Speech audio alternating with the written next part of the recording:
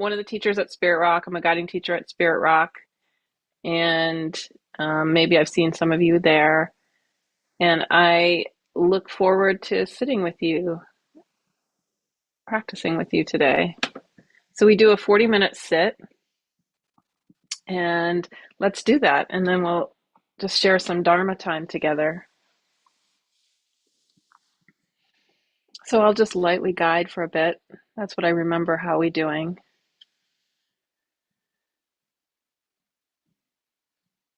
Yeah, so finding your seat, meaning finding comfort and ease in the body, inviting in relaxation, balanced with some alertness, but inviting in ease to the body. Maybe there's a lot of tension that's built over the day, or maybe not. Either way, we're taking this time out to really consciously invite the body to be at ease, to be comfortable. And noticing that just this, is an act of loving kindness towards ourselves. So there's the mind state in loving kindness when we turn towards the body and we really genuinely invite in relaxation and ease. May the body be at ease.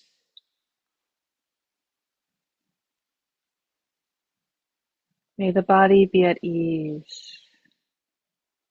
So the mind can be present to what's arising. And so sometimes we can miss this mind state of loving kindness that's inherent really in our intention to practice and our intention to bring in tranquility to the mind and to the body. So I really encourage you to notice this sense of loving kindness towards yourself. So it might not feel like you think loving kindness should feel. It might not be some overwhelming feeling of warmth in the heart, and more just like a whisper of care in the midst of everything else. Just that extension of the wish towards yourself that you'll have these moments to cultivate, presence, mindfulness, greater wisdom and compassion, beginning with really taking an easeful but alert posture, allowing the mind to be present and yet to also be at ease, both in the body and in the mind. And this simple care, this is loving kindness. Very powerful when combined with mindfulness. Allows us to open to our experience, strengthens the mind, allows us to meet experience even when it's unpleasant.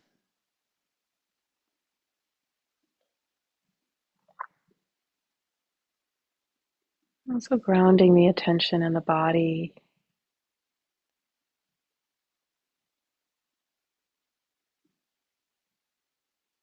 Connecting with some of the stronger sensations in the body to really support this presence, this mindfulness. Perhaps feeling where the feet are touching the ground, where the seat is on the cushion or the chair or the floor. The hands are touching.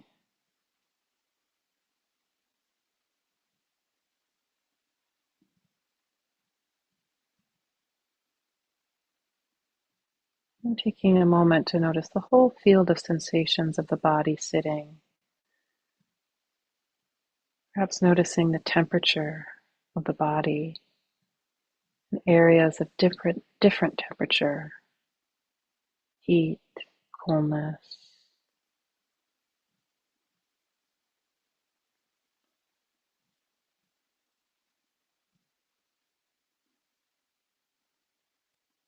And so, in the midst of all of these sensations, this whole field of sensations of the body, even without narrowing in the attention, we can start to notice that some of those body sensations are the shifting and changing sensations of the breath.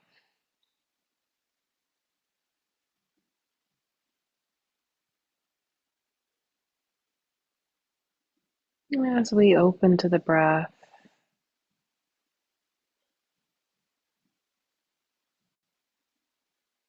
we have a little intention. Can we allow the inhale to arise just on its own? This inhale, just letting it be natural, and letting the inhale end just naturally, just on its own. So too with the exhale.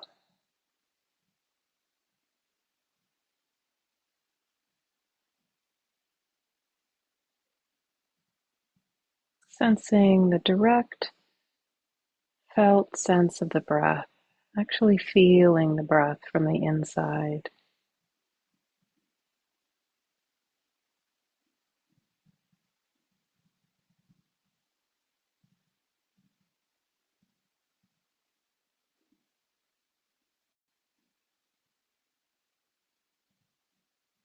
And we can just keep our attention in a way that we're knowing, actually, not pushing away the other body sensations that we have ongoing. Instead, just letting them be a little bit in the background, still aware of them. And just noticing that the breath is right there in the midst of all those bodily sensations.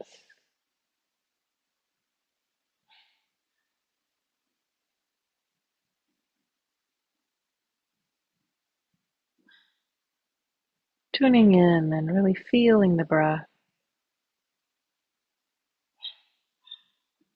one half breath at a time.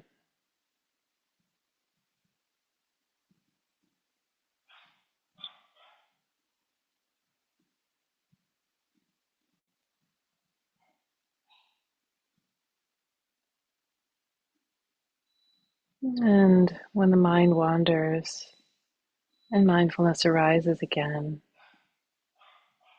we can know that this is in the nature of things.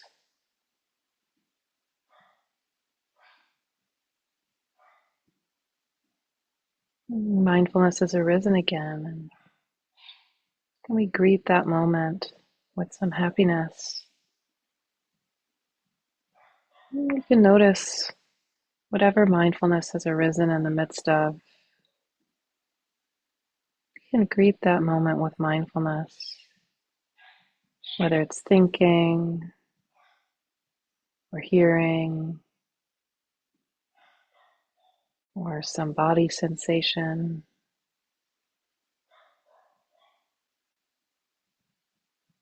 Even smelling or seeing, even with the eyes closed. There are forms and variations of light that can be seen. Sometimes our awareness lands on those. Just be mindful of that. Seeing is happening.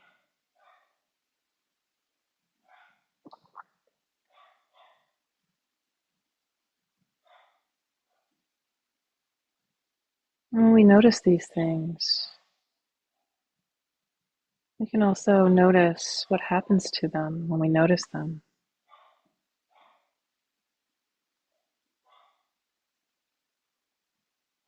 Cueing the mind to notice change. So after we notice thinking or sensation or hearing or sensation of the breath,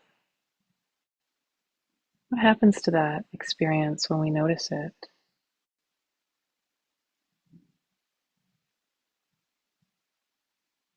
Does it diminish, increase, seemingly morph into something else, or change location?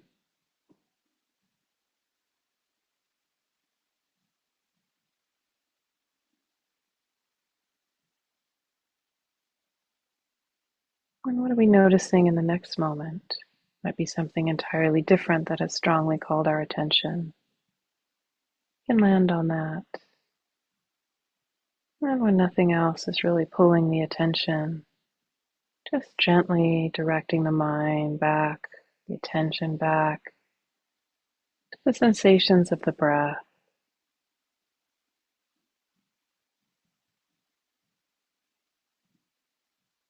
Where we can notice individual sensations as well. Perhaps tension or tightness or expansion, softness,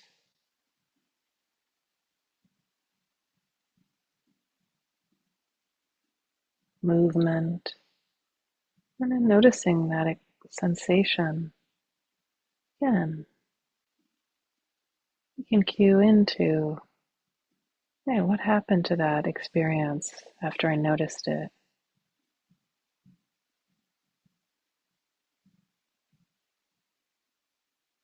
So we gently connect and sustain the attention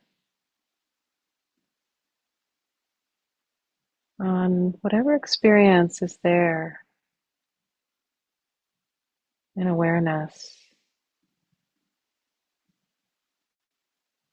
and let the mind also know what happens to that after we notice it.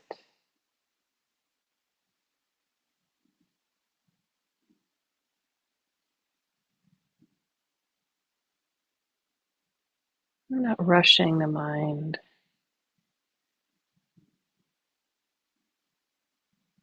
just being aware of different experiences in a natural pace. Perhaps we miss many inhales and outhales of the breath, not to worry. Being gentle, it's helpful to check every once in a while. Is that attitude of loving kindness for ourselves still present? And if it's feeling like it's not there, invite a little more ease into the body, extending that care towards ourselves and noticing it as loving kindness.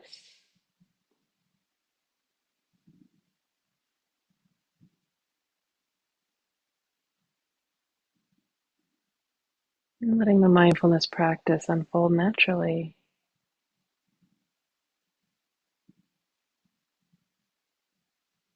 As long as we're knowing, feeling something that's arising right in this moment and allowing it to be just as it is,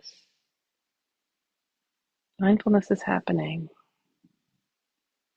It doesn't matter what we're noticing.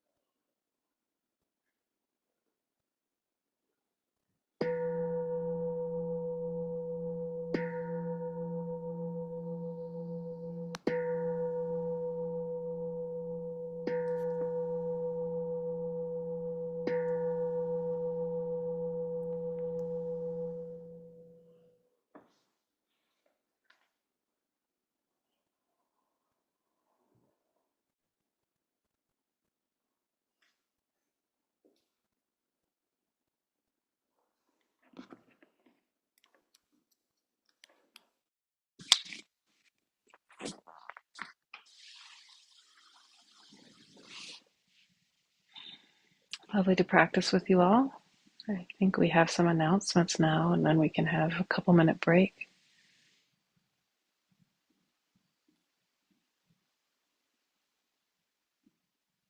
Yes, let me get the announcements dialed in just a second.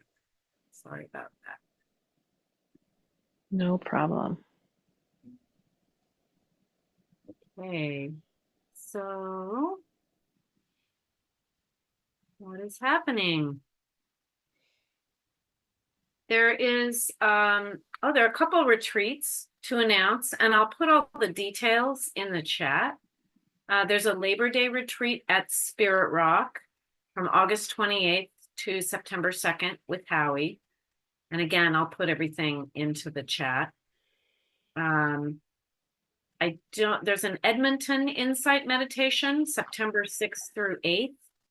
And there's no information or registration information. I don't know if that will be available online for people who aren't in Edmonton, but stay tuned maybe next week for more on that. There's also another residential retreat at Spirit Rock called the Founders Retreat from September 9th to 14th. And there is info for that one, so I'll put that up. And actually, there are a number of other retreats. There are 4 more retreats too. Looks like a couple in Canada, one in Arizona, and one in Houston, Texas. So I will go ahead and put all that in the chat. It's a lot of information, or you can check our weekly email newsletter for that info. Yeah, and the San Francisco SFIDC, the Insight Dharma Center, which is I think it's the new center that, am I right, Tara, that the SF Insight Dharma Center is the new center that Howie and folks are starting? Maybe. That's my understanding. Yeah. Yeah. So those sanghas are starting to be offered weekly. So San Francisco Insight is the one, I believe that, I'm sorry. The new Sangha is going to be offering Sangha on Wednesday. And then there are a couple other Sanghas weekly. So anyway, again, lots of information. Probably best to check our weekly email, but I'll also put as much as possible into the chat so you can copy that as well. And just lastly, I wanted to thank you all for being here, and thank you all in advance for your dana, your generosity to support the Sangha and the teachers, whether it's Howie or our guest teachers.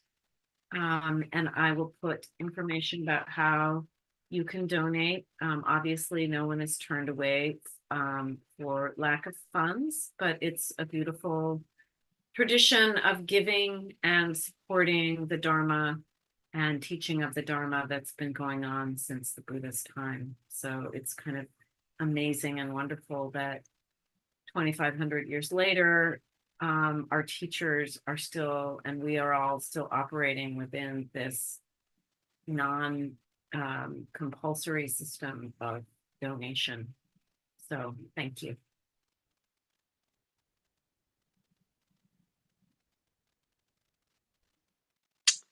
Yeah, thanks so much. So I guess it's good to give people a couple minutes break.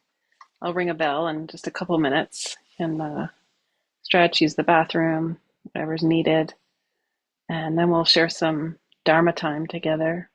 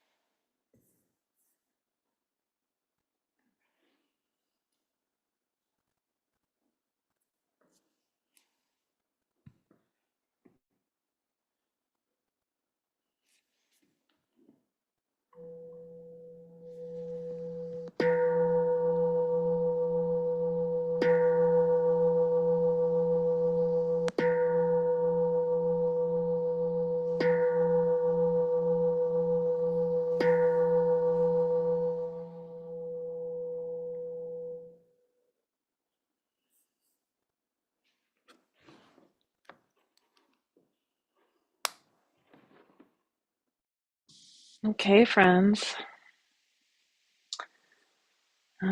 Today my thought was to just kind of talk about the full catastrophe and kind of facing it. Facing it and how that allows us to find some freedom in the midst of it.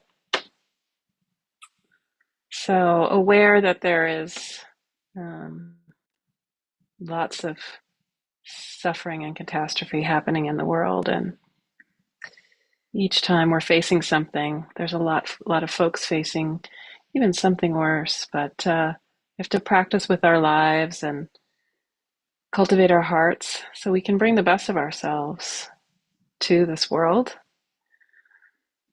And so, thought I'd share a little bit about some of the stuff that's coming up in my life, but really in my friends' lives.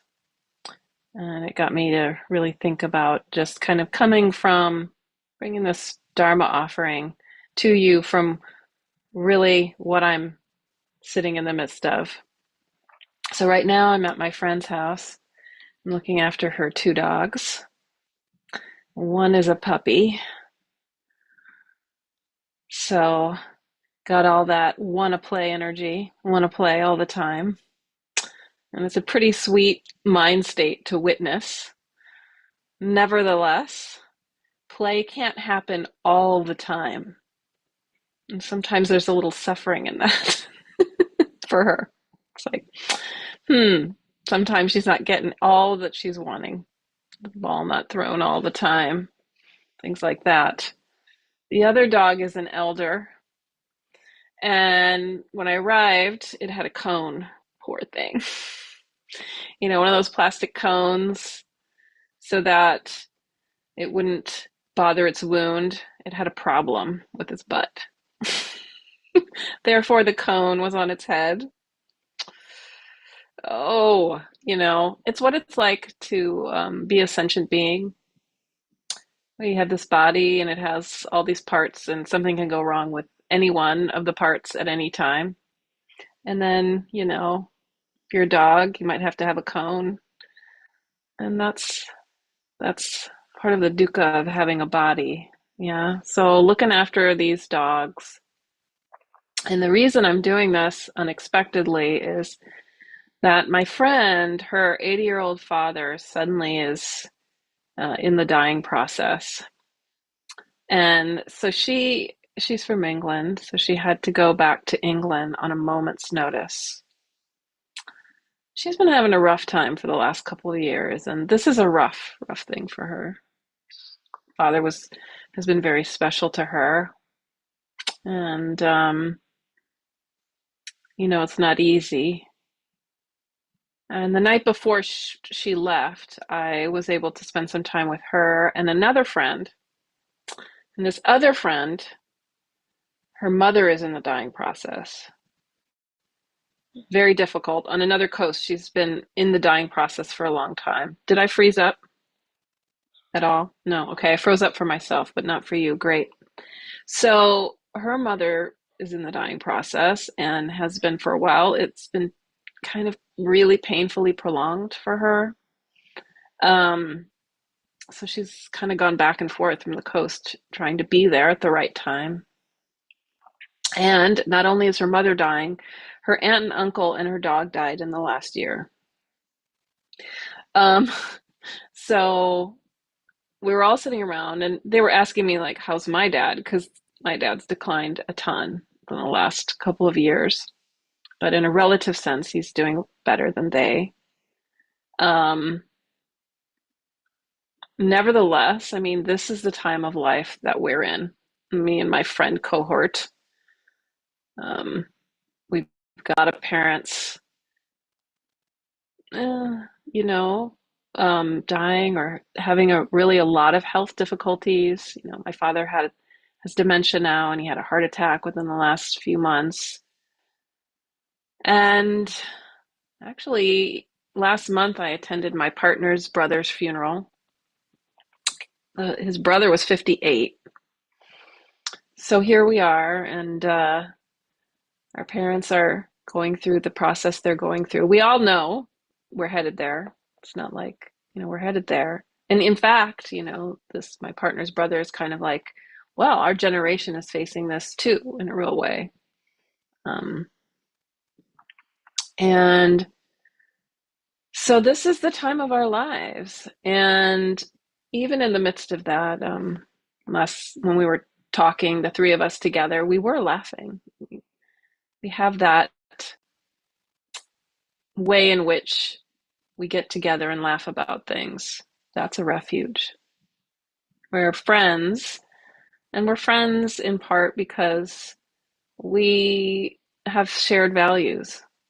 And, anyone with whom you have shared values who supports you in that way is kind of a Dharma friend, right? So this is very important part of the practice. Really having friends who support you and your values. But we were laughing. We were able to laugh about some things. Of course, we talked about politics because it's almost impossible not to. And that's another aspect of the full catastrophe that's happening, right? Uh,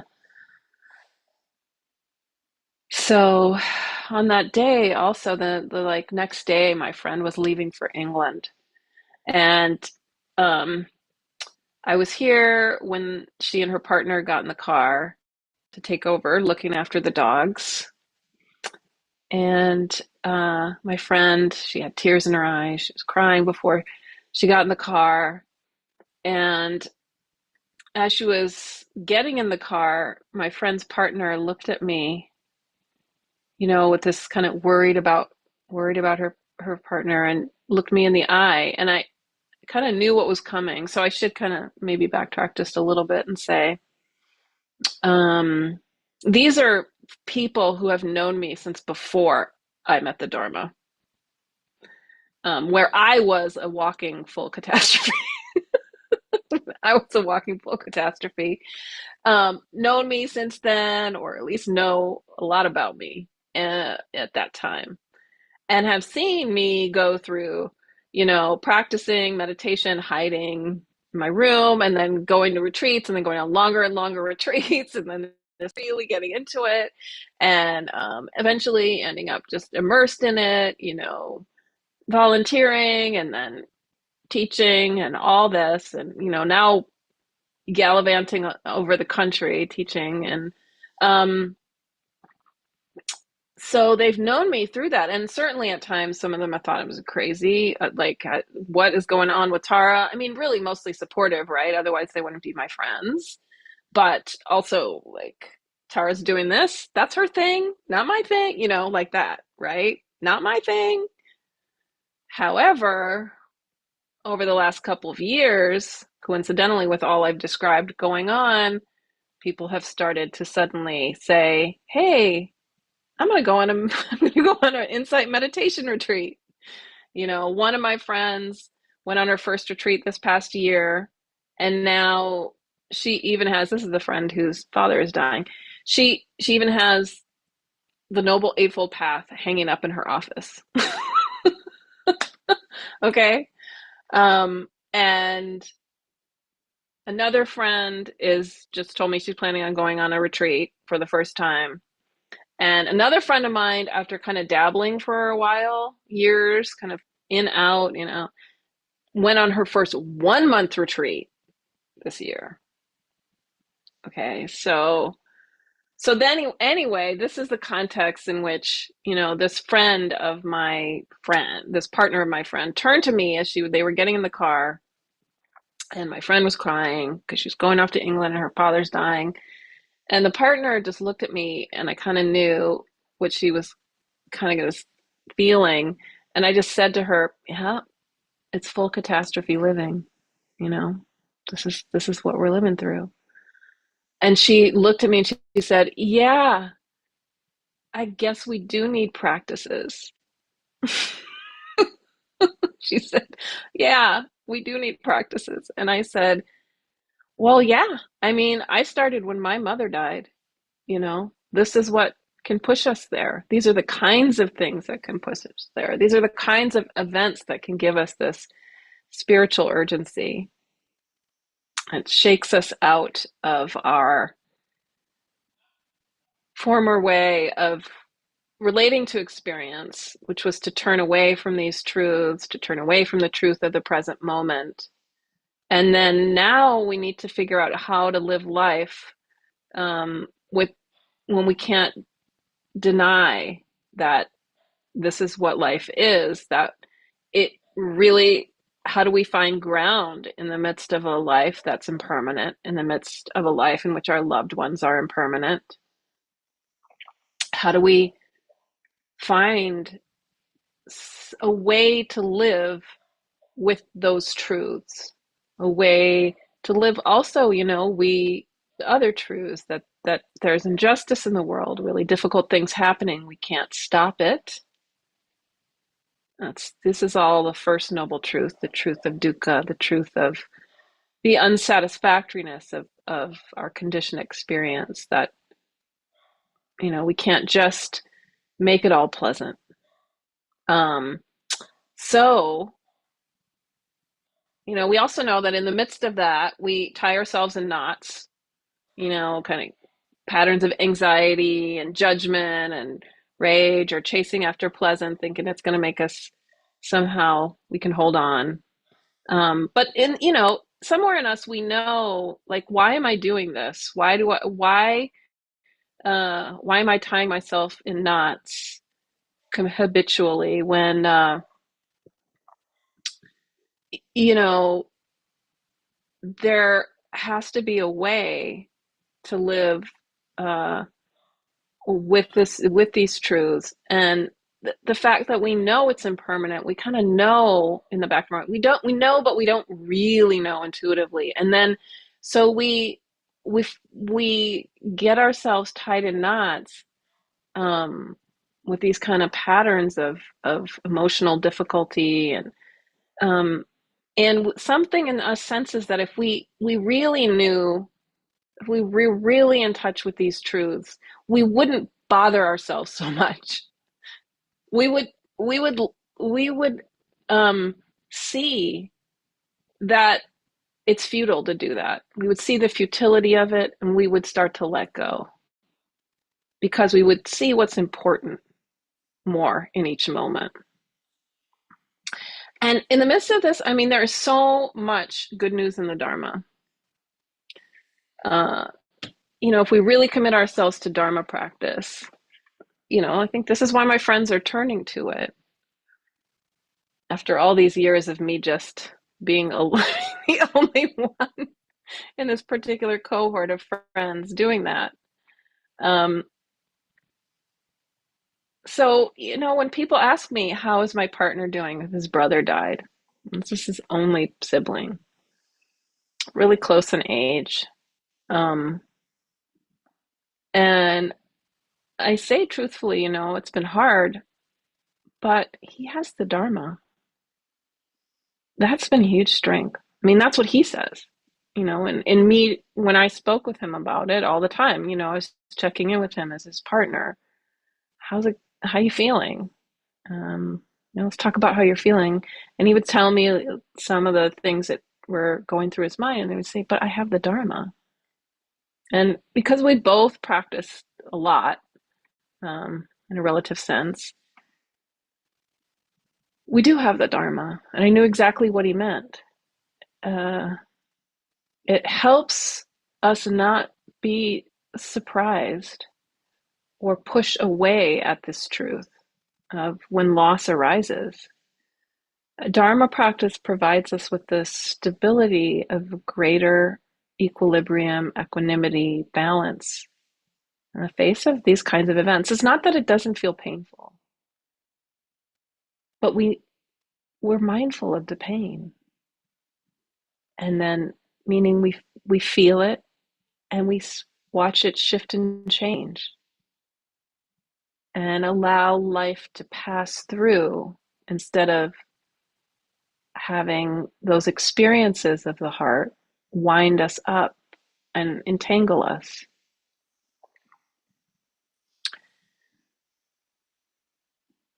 So, Bhante Gunaratana says that mindfulness is being 100% honest with ourselves. So when we're 100% honest with ourselves, we, in this moment, and then in the next moment, and the next moment, we see it's passing through. And then that tunes us into, oh, well, if, I can only really know this moment, feel this moment, and it's going to slip away. Well, that really tunes us into it makes it really, really clear to us that what is our heart's intention in this moment is all that matters. And each ongoing moment, because there's no guarantee of a next. And so, we're giving away each moment. So why not have a heart free in this one? Why not let the heart free? Let the heart free to connect with those other sentient beings around us, to care for them and to care for ourselves. We're giving each moment away, so why not give it? Give it to ourselves and give it to others in a beautiful way.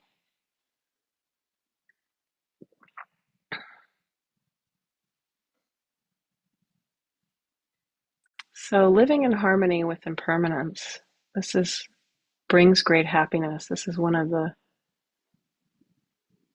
chants and comes from the suttas. All things are impermanent. They arise and they pass away. And to live in harmony with this truth brings great happiness. I really heard that first when how we chanted it at one point at a retreat. I know. And we can find joy in the midst of all this through the Dharma. I love this line that from Bhikkhu Analayo.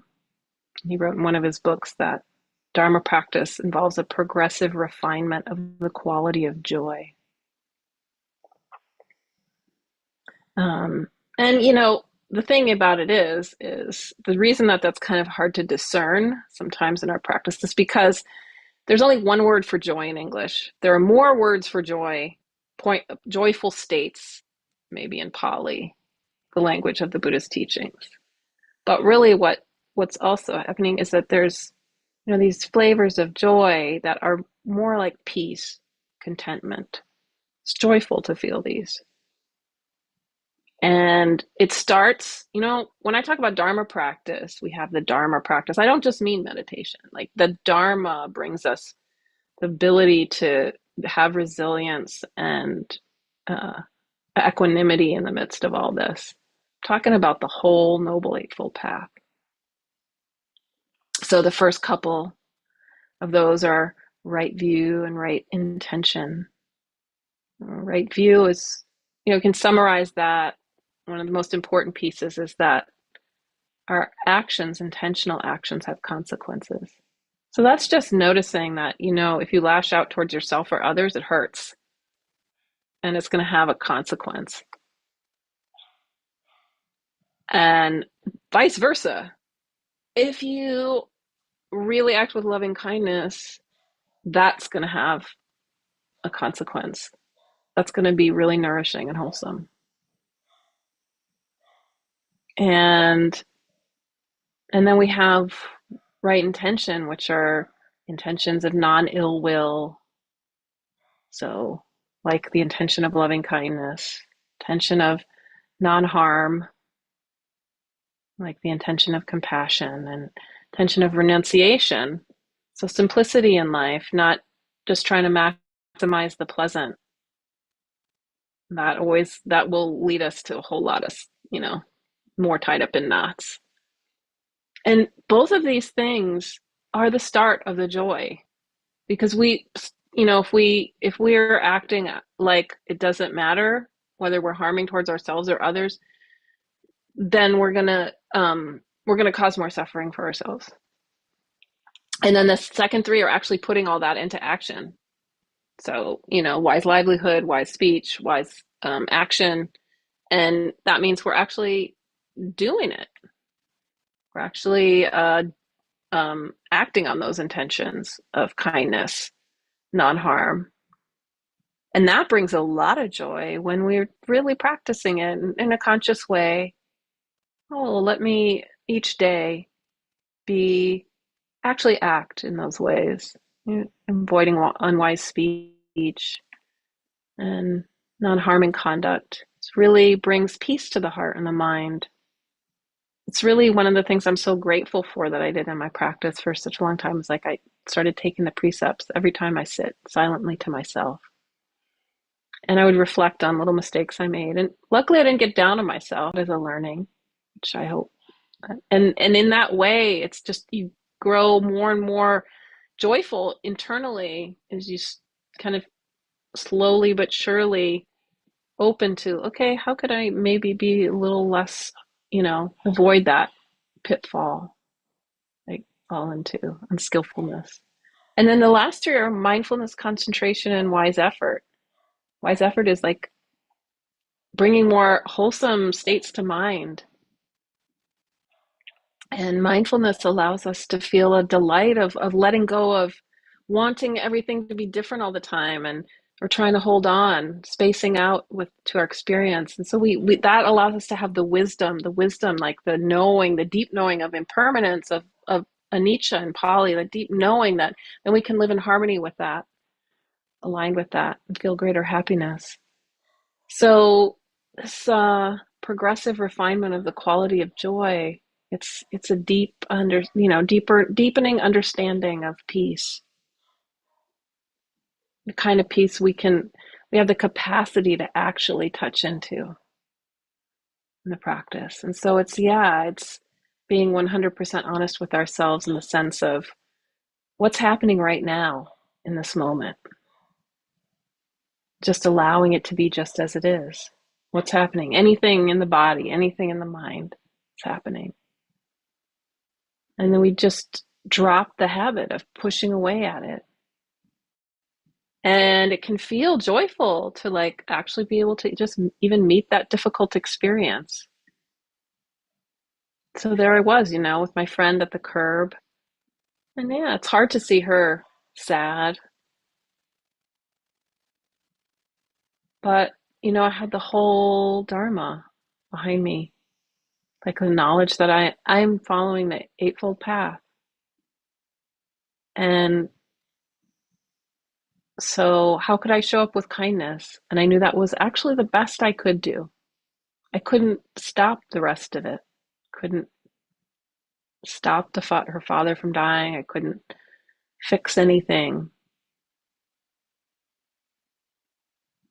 but I could be there with my heart. And that becomes when we see that's what we can do, and that it's really important. And then we can kind of let go of a lot of the rest of our, like how we might be tied up in knots, even trying to feel like we need to fix it all.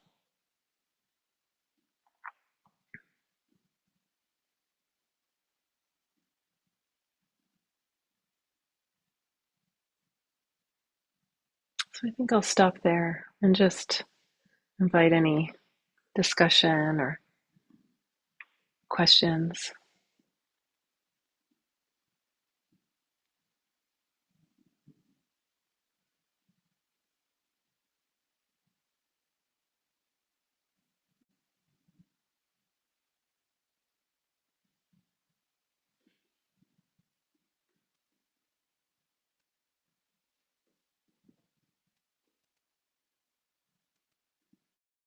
I know you all got wisdom. So if you want to share that wisdom, that's all great too. For some reason, I can't find a raised hand function in the new improved Zoom, but I just wondered if you could talk a little bit more, Tara, about the progressive refinement of joy, and I guess Mm-hmm. go a little into what that what's meant by that. Mm-hmm. So the Buddha actually laid it out in stages in the suttas. And in one sutta, literally, it does begin with ethical conduct. The Buddha says, okay, so it's natural that someone who engages in non-harming conduct feels freedom from remorse. And it's natural then that that person feels joy because they have freedom from remorse. So, our minds are like, especially with mindfulness, our mind, you can compare mindfulness to a mirror, awareness to a mirror.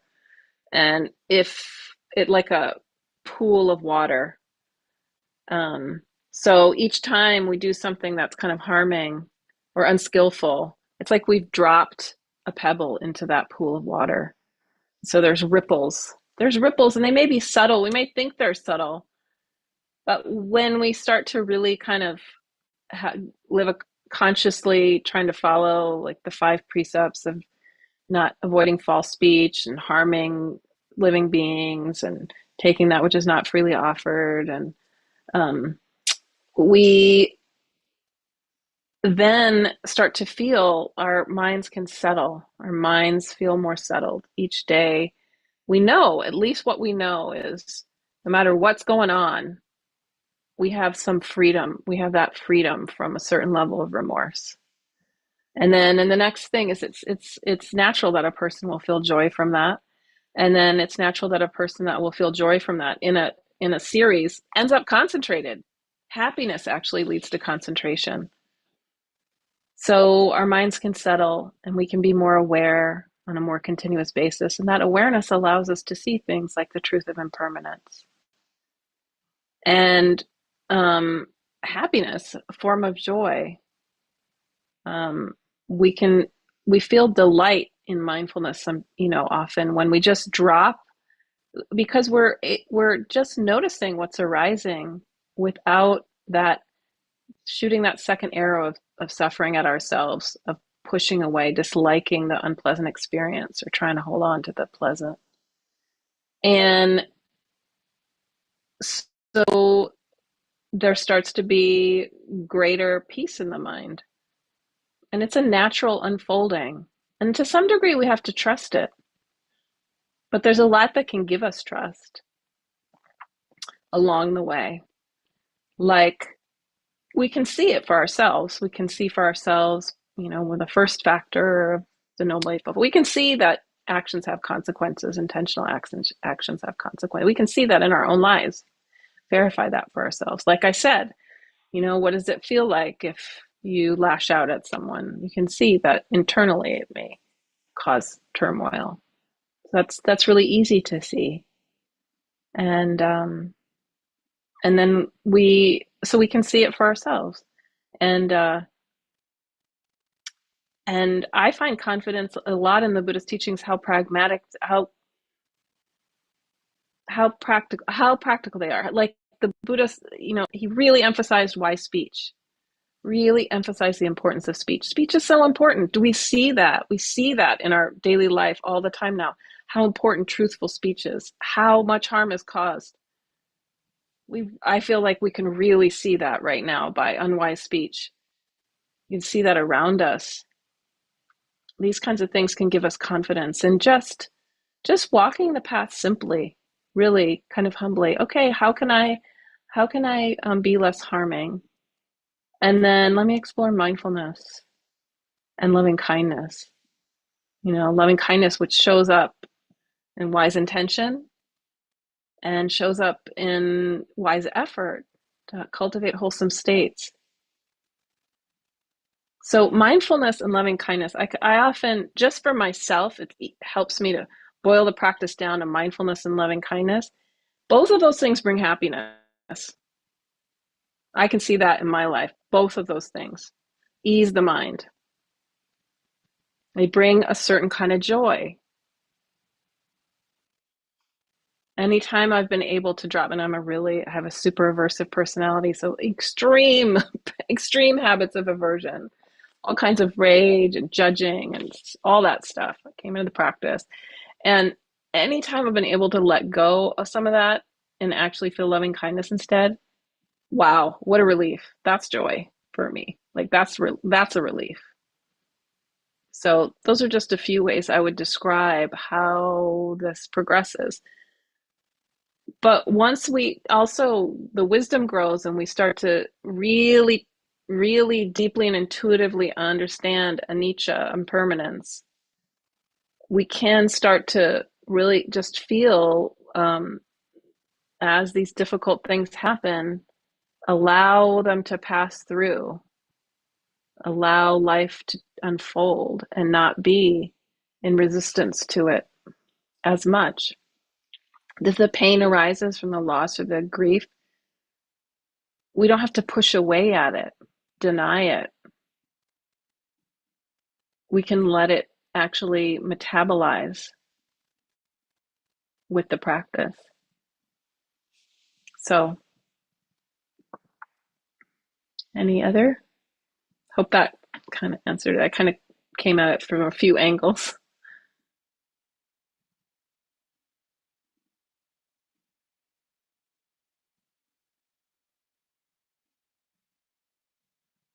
Anyone else?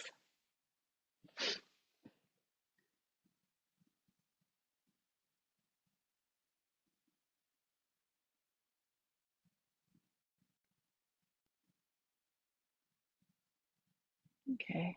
Nobody's feeling like talking. We can close it. We can close and share the merit, which is another thing that brings happiness.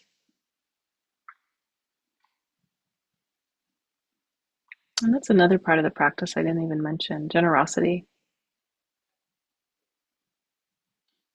You know, one of our expressions of the wise intention of renunciation or simplicity is to cultivate generosity, and that brings happiness. We can see that really clearly in our own experience.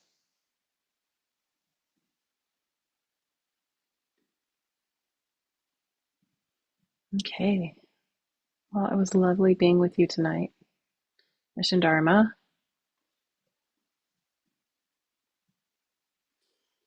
I wish you all well and a safe evening. May any benefit that's arisen from our practice today together, talking about the Dharma, meditating, may it be shared with all sentient beings. May it serve to awaken all beings and bring peace, internal peace to ourselves, to other beings, and to the world. All right, folks. Mission Dharma, we'll see you next week. Thank you. Thank you. Thank you. Good Thank night. you. Take care. Bye-bye. Thanks everyone Thanks, for Tara. being here. Thank you, Tara. Thank you. Thank you, Tara. Thank you, Tara. Good night. Bye.